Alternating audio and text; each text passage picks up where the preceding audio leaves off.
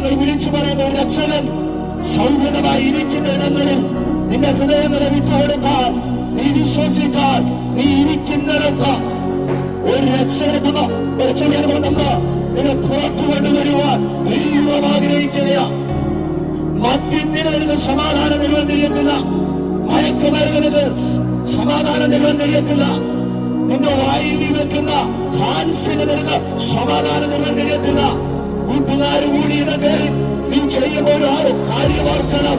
നിനക്ക് വരുന്നതായിരിക്കും ഈ ആയസ്സിൽ ലഹരിയും മദ്യവും ഉപയോഗിച്ച് നീ ഇവിടെ തീർക്കുമ്പോൾ മരണത്തിനപ്പുറമായിരിക്കുന്ന ഒരു നിശ്ചയതയുണ്ട്. നിന്റെ ജീവിതത്തിൽ നിനക്കൊരു ദൈവം വന്നിരിക്കുന്ന ഒരു ആത്മാവുണ്ട്.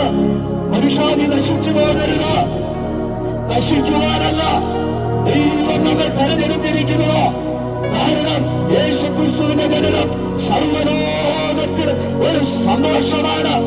ഒരു ജാതിക്കല്ല, ഒരു മതത്തിനല്ല, വർഗത്തിനല്ല, സകല വംശങ്ങൾക്കും അത് സന്തോഷമാണ്. ഒരു കാലഘട്ടത്തിൽ മദ്യത്തിന് മയക്കുമരുന്നിന് മടിമകളായിരുന്നു ഞങ്ങളെ.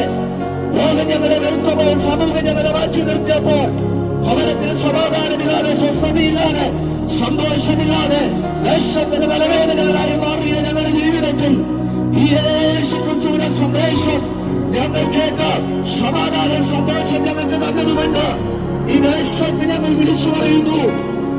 ഞങ്ങളുടെ സന്ദേശം കേൾക്കുന്ന ഭവനത്തിലായിരിക്കുന്ന ഏതെങ്കിലും വ്യക്തിയെ ഈ പാപത്തിനടിമയായി, മദ്യത്തിനടിമയായി, ലഹരിക്കടിമയായി, മയക്കുമരുന്നിന് അടിമയായിരുന്നെങ്കിൽ ഇന്ന് ഈ സന്ധ്യായാമത്തെ വിളിച്ചു പറയുകയാ, യേശുക്രിസ്തുവിനോട് എന്നെ വിടുവിക്കുവാൻ കഴിയും. ആരാരും എന്നെ വിടുവിക്കുവാൻ കഴിയത്തില്ല. എനിക്ക് സൗഖ്യമില്ല, എനിക്ക് സമാധാനമില്ല, എനിക്ക് സന്തോഷമില്ല എന്ന് നീ പറയുമ്പോൾ നിന്നെ സ്നേഹിക്കുന്ന യേശുക്രിസ്തുവിന്റെ